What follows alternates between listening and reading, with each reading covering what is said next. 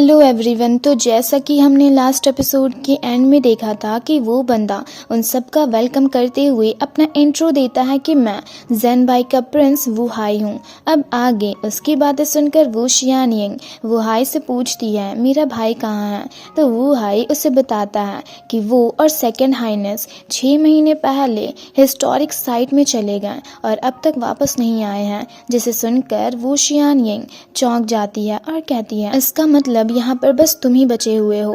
तो वू हाई कहता है यहाँ पर 10 लोगों से भी कम लोग बचे हुए हैं, साथ ही आप लोग बहुत दूर से ट्रैवल करके आए हो, तो चलिए अंदर चलकर बात करते हैं। जिसे सुनकर सब मेंशन के अंदर जाने लगते हैं। फिर नेक्स्ट सीन में हमें मीटिंग हॉल का सीन दिखाया जाता है, जहाँ वू हाई सबको बताता है कि यहाँ की स्पिरिचुअल एनर्जी बहुत कम हो चुकी है, इसलिए आप सब यहाँ पर अपनी कल्टीवेशन लेवल इम्प्रूव नहीं कर पाओगे, क्योंकि यहाँ की ट्रू एनर्जी भी बैटल के दौरान खत्म हो गई है, जिसे रिकवर करना काफ़ी डिफ़िकल्ट है। और फिर उन्हें ये भी बताता है कि कुछ दिनों पहले हमारे कुछ लोग स्पिरिट स्टोन्स की तलाश में निकले थे, जिनमें से 2 मारे गए और 7 घायल हैं। तो लिन फेंग उनसे पूछता है उन्हें चोट किसने पहुंचाया। तो वू हाई बताता है कि वो हेवनली स्वॉर्ड अलायंस का ही मेंबर है, जिसे सुनकर लिन फेंग चौंक कर सोचने लगता है हेवनली स्वॉर्ड अलायंस। तो वू हाई उन्हें बताता है कि हर 7 साल बाद सारे सेक्ट्स के मास्टर्स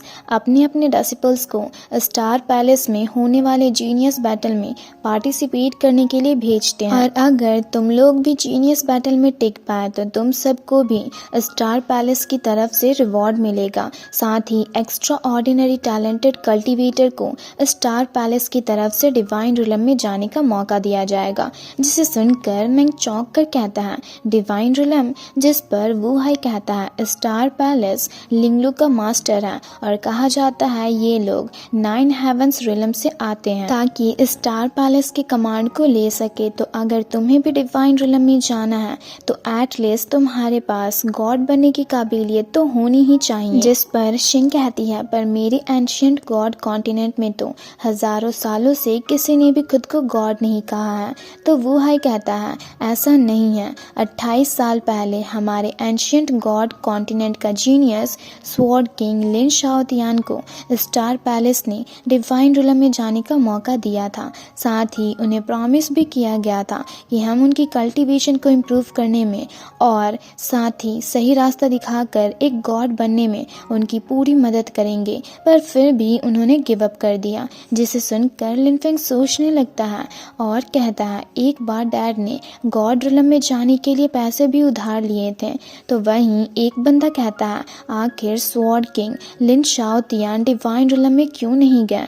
जिस पर वू हाई उन्हें बताता है कि कुछ लोग कहते हैं वो अपने फैमिली और रिलेटिव्स को छोड़ना नहीं चाहते थे, तो कुछ लोग कहते हैं कि वो स्पिरिचुअल रिलम में कुछ ढूंढने गए हैं। तो एक बंदा कहता है पर स्वॉर्ड किंग लिन शाओतियान को स्पिरिचुअल रिलम में गए 10 साल हो चुके हैं। तो वहीं एक बंदा कहता है कितनी अफसोस की बात है कि उन्होंने इतना अच्छा मौका अपने हाथों से जाने दिया। वहीं बाकी सब भी लिन शाओतियान के डिसीजन को लेकर काफ़ी परेशान होते हैं कि आखिर उन्होंने इतना अच्छा मौका कैसे छोड़ दिया। तो वहीं लिन फेंग भी कहता है डैड आखिर आप किसे ढूंढ रहे हो। तभी वू हाई सबको बताता है कि जीनियस बैटल के बाद स्टार पैलेस में एक मैजिकल पोर्टल ओपन होता है, जिसके अंदर जाकर सब टॉप 100 जीनियस के एक्सपीरियंस को हासिल करते हैं, जिसे हासिल करके कुछ यहाँ से चले जाते हैं तो कुछ यहीं पर रह जाते हैं, और उनमें से कुछ माउंटेन्स में ट्रैवल करने जाते हैं।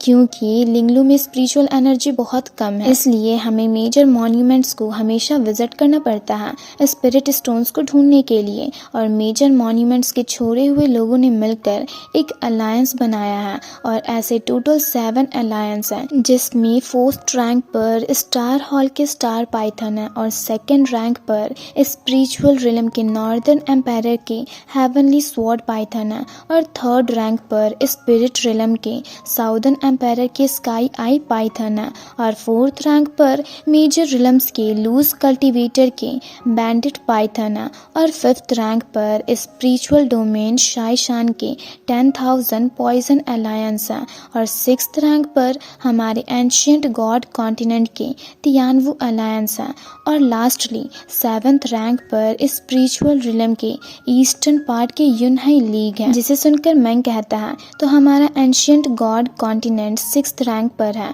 तभी वू हाई सबको बताता है कि साथ ही अभी हमारे साथ जितने लोग भी बचे हुए थे उन्हें ना सिर्फ तियानवू अलायंस के लोग बल्कि शीशान एंशियंट लीग के लोगों ने मिलकर पॉइजनस इंसेक्ट के जरिए काफी ज्यादा घायल कर दिया है कि वो लोग अब तक तड़प रहे हैं। जिस पर शिंग उससे पूछती है तो क्या तुमने उन्हें मेडिसिन दिया, तो वू हाई उससे बताता है कि मेडिसिन का उन पर कोई असर नहीं हो रहा, जिससे शायद वो कल रात तक भी सरवाइव ना कर पाए।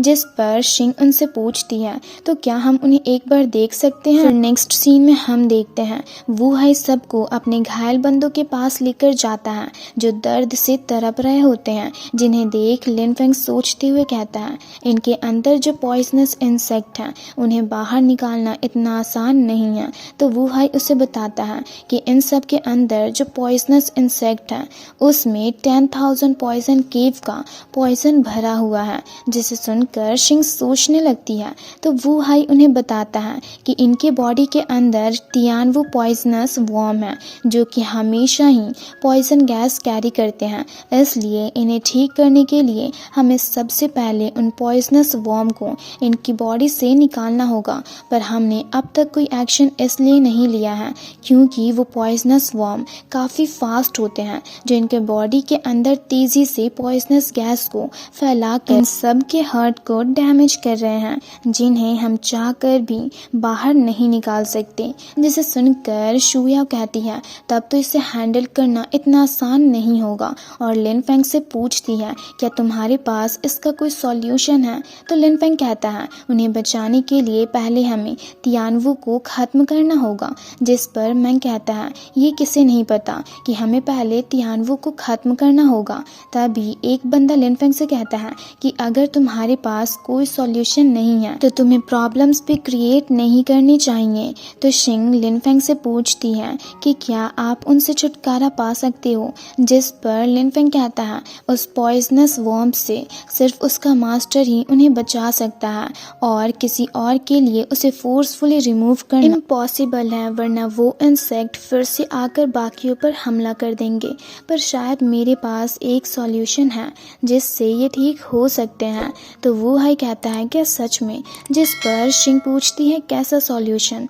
तो लिन फेंग उन्हें बताता है कि वो poisonous worm heaven and earth की स्पिरिचुअल एनर्जी को लेकर काफ़ी सेंसिटिव होते हैं, और अगर मैं हज़ारों साल पुराना स्पिरिचुअल एनर्जी को यूज़ करूं तो वो इंसेक्ट्स खुद इनकी बॉडी को छोड़ देंगे। पर उससे पहले मुझे निडल का यूज़ करके इनके हार्ट और वेन्स को सील करना होगा ताकि इनकी जान को कोई खतरा ना हो। जिस पर वू हाई कहता है इनके हार्ट को सील करना होगा।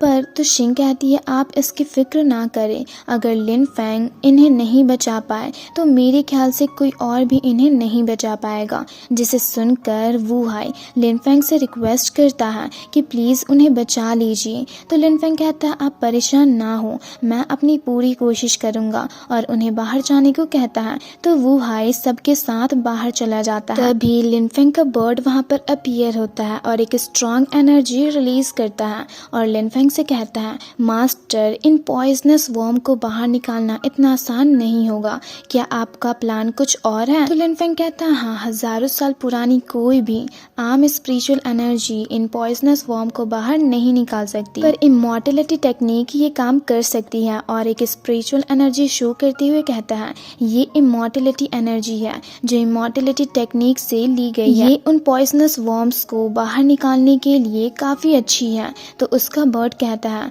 वो पॉइजनस वॉर्म, क्या मैं खुद भी इस स्पिरिचुअल एनर्जी के लिए कुछ भी कर सकता हूँ। तभी लिन फेंग उन लोगों पर निडल्स अप्लाई करता है और उस स्पिरिचुअल एनर्जी का भी यूज़ करता है, जिससे एक पॉइजनस वॉर्म बाहर आता है। तो लिन फेंग उसे खत्म कर देता है, जिसे देख उसका बर्ड उसकी तारीफ करता है। तो लिन फेंग अपनी पावर का यूज़ करके उन्हें डिटॉक्सिफाई करने लगता है। दूसरी तरफ हम सभी लोगों को बाहर खड़ा देखते हैं जहाँ वू हाई का एक बंदा बंदा उससे कहता है, आपने हमारे ब्रदर्स की लाइफ को खतरे में डाल दिया है उस लड़के को उन्हें ठीक करने की जिम्मेदारी देकर। और अगर उसने उस पॉइजनस वर्म को बाहर भी निकाल दिया तो वो इतना फास्ट है कि उसी के बॉडी के अंदर चले जाएगी। जिसे सुनकर वू हाई चौंक कर कहता है, ये तुमने मुझे पहले क्यों नहीं बताया, और लिनफेंग के पास जाने लगता है। पर शिंग उसे रोक कर कहती है, मुझे लिनफेंग पर पूरा भरोसा है। तो वो शियान येंग कहती है, वो सब एक पॉइजनस वर्म ही तो है,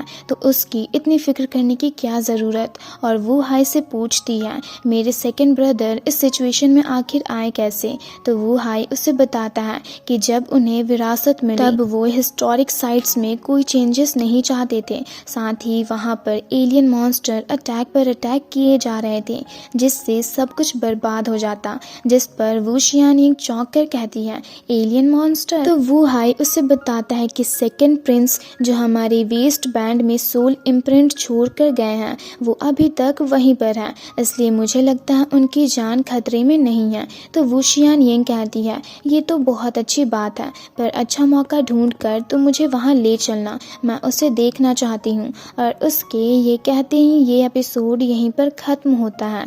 तो अगर आप लोगों को ये वीडियो अच्छी लगी तो वीडियो को लाइक और चैनल को सब्सक्राइब कर दें।